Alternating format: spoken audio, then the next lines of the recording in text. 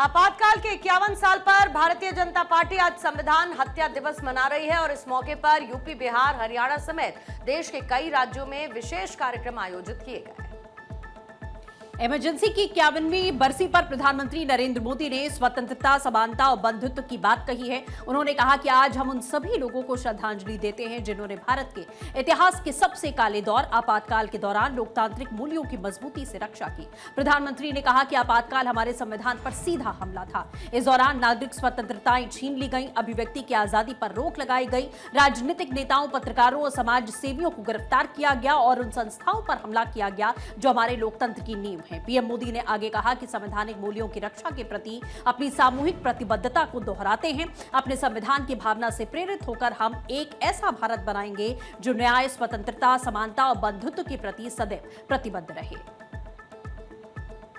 BJP का कहना है कि 25 जून 1975 को तत्कालीन प्रधानमंत्री इंदिरा गांधी द्वारा लगाए गए आपातकाल ने लोकतांत्रिक संस्थाओं, नागरिक स्वतंत्रताओं को गंभीर नुकसान पहुंचाया था। इस मौके पर भाजपा ने देश भर में कई कार्यक्रमों की योजना बनाई और जिसका उद्देश्य आपातकाल के दौरान हुई घटनाओं और उसके प्रभावों को लोगों तक पहुंचाना है। मैं आज स्पष्ट रूप से इस मंच पर खड़े होकर के ये कहना चाहता हूं कि इस दिन को मनाने के पीछे किसी के प्रति कोई वैमनस्य या कटुता ऐसा उद्देश्य कतई नहीं है। इसका उद्देश्य है इतिहास से सीखना।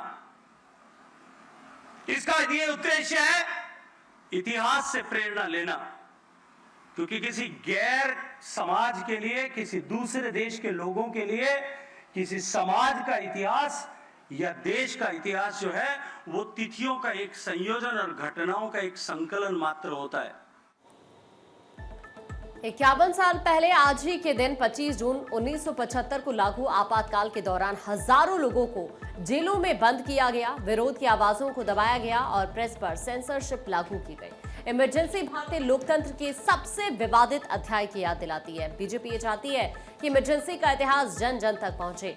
इसके लिए एनसीईआरटी यानी national council for education, research and training ने पहली बार कक्षा 9 की सामाजिक विज्ञान की किताब में 1975 से 77 की इमरजेंसी को शामिल किया है। नई किताब understanding society India and beyond में इमरजेंसी को भारतीय लोकतंत्र के सामने आई सबसे बड़ी चुनौतियों में से एक बताया गया है। कुछ रिपोर्ट्स के मुताबिक एनसीईआरटी के एक अधिकारी ने पुष्टि की है कि कक्षा 9वीं की किताब में पहली बार इमरजेंसी पर अलग सेक्शन जोड़ा गया है।